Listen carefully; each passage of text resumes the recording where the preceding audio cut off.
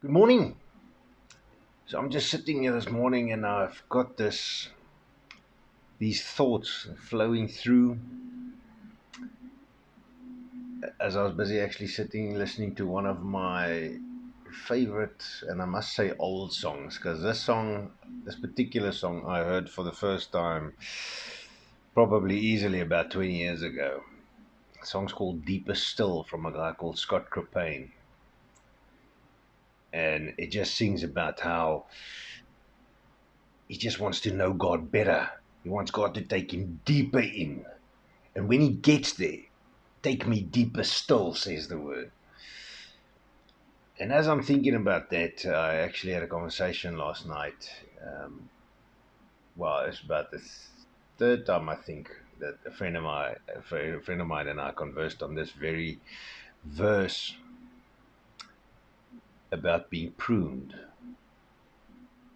And it's quite interesting how sometimes I think we want to we want to get in deeper. We want more of God. We want to know more of Him. We want to be deeper in His presence. We want to walk closer with Him. And then in order to do that, we've got to remain connected to the vine. John chapter 15 speaks of Jesus, where Jesus says He's the vine, and our Father is the vine dresser. And verse 2 is what was pointed out here. He says, every branch in me that does not bear fruit, He takes away. And every branch that bears fruit, He prunes, that it may bear more fruit. Some of the translations say He continuously prunes, or He repeatedly prunes. And that is true if you think about it logically. Any gardener knows that some plants, you need to continuously shape them along the way. And some need to be done in particular ways for them to grow big and strong and produce magnificent fruit.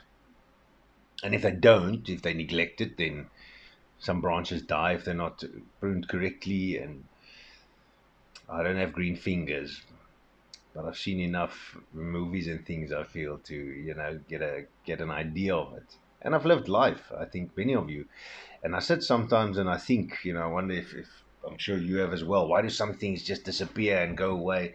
Why do some things come on board? New things come on board when we might feel that we're not even done with certain things yet, or we haven't perfected something yet. Something else comes on board, and it's about the fruit that gets displayed. God prunes as He goes along the way, and these thoughts of bearing fruit makes you think almost, or makes me think almost, that at some point it should get simpler or easier, shouldn't it? And then I sat and I thought a little bit about Job this morning with around that, and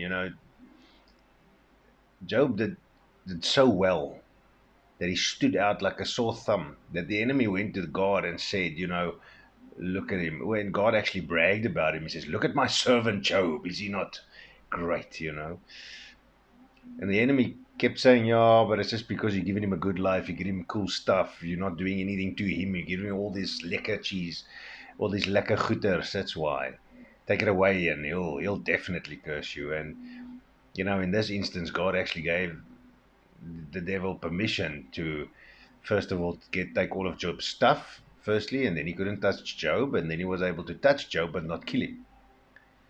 And that even his wife, very early in chapter 2, his wife actually said, "What are you doing? Why don't you just curse God and die? Get it over with?" And later on in Job, his friends come and sit with him and they mourn with him for 7 days. They tear their clothes, they put dust on their head, they sit and they mourn with him. But then even afterwards, their questioning changes from what he may have done wrong to, did he actually abandon God? And Job just says, whatever, that Job eventually starts questioning God. But through it all, inevitably, it revealed to me that despite what he went through and what people outside see, people outside are great. They get to see things we don't because we are in the box. But I've realized through this that they don't understand the way that I understand. I don't understand the way that you understand. And your emotions and your connection to God is not exactly the same as mine. And yesterday I also had a conversation with somebody, and I said to them, whatever your situation is, it is so important that you start getting God's promises in the Word, and you start holding on to them. Because we had a chat about you got to be careful what you speak. But I think that what you speak, because even the habitual sayings or things, those things become labels. You speak them into your life. You speak them over yourself. You eventually get to a stage, in some aspects, where you curse yourself without even knowing these things. Remember the Bible says our battle is not against flesh and blood, but of the dark forces of the enemy. And they listen. They hear everything you say. So we've got to be careful that we don't say the wrong stuff over here. Death and life are in the power of the tongue. We said it recently as well. So, and I just read through that whole the true vine part of John 15, verse 1 through 8. If you want to go give it a read, but it just continues to say how we need to abide in Jesus, and if we abide in Him and He abides in us, we will bear much fruit. And if we bear much fruit, God will continue to prune us so we can bear more fruit. And that's what's important in this. I've been asked previously when I went to people that asked for assistance with left field. What certain things that I had ideas for that I just wanted answers. I'm not expecting to run forward. But that led me to the other day's message of why are we always getting the negative stuff? Why do people throw us with that first? Why don't they just almost feel like they want to understand better or ask questions to understand better, sort of thing, and where it's all these thises and that's and these things, and I'm like, listen, no, hang on, just and one of the questions I ask you, where's your fruits?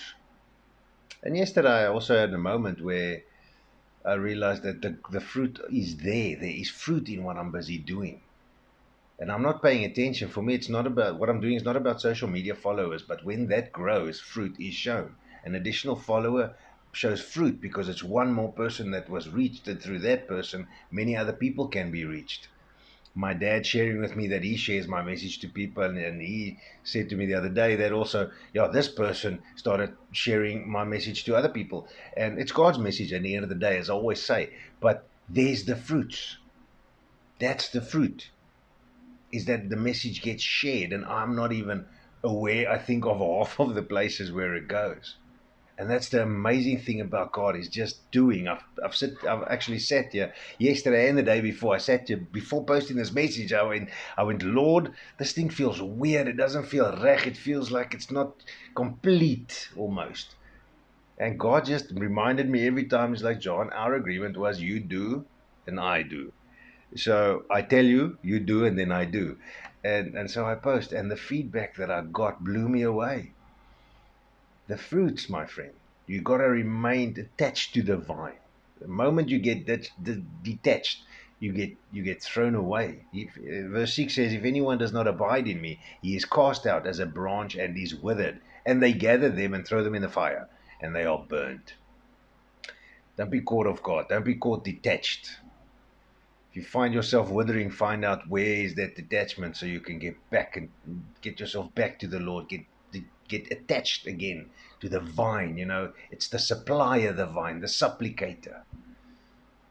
God called me to just come sit and soak with Him a bit last night, not realizing that I've had some time where impartations have taken place and I've shared, and I always love to share. I just want to talk about God and what God can do and what God has done for me and the greatness and goodness of Him and His promises, I'm sure most of you know that already. And God just called me. He just said, come sit. Come soak net 'n bietjie hier by my. Because I was sitting here last night and I wasn't feeling watching stuff. I wasn't feeling this thing and that thing. And then the next minute, I just put on some music and I thought, okay, I feel like I want to worship some. And then I was worshiping and I was standing and praying and I was like, no, this just doesn't feel rech. I'm not getting where I feel I want to be. And then the next minute, I just came and sat down. In the moment where I sat down, God's like, thank you. Like, just come sit. Just soak, just take in again, so he can build me up again. He can supply me some more. He can supplicate, so the vine can inject some more life water into me, so the vine can, so the branch can grow. It was truly a phenomenal evening as well. But I just want to remind you that just you got to stay attached, and don't be afraid of the pruning, because the pruning shapes you more and more and more. Come on, man. Get some fruits. You've got fruits. Let's go.